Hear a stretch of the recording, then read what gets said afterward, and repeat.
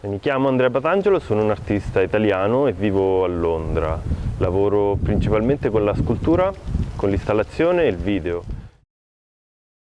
So for a person without home, you actually use your body, use your belongings to create a territory for yourself.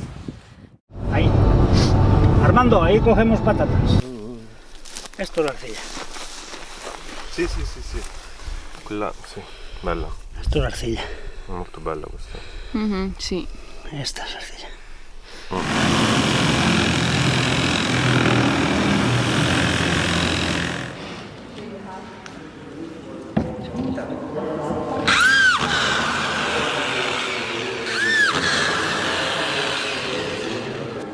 No, hasta que Sí, puede ser.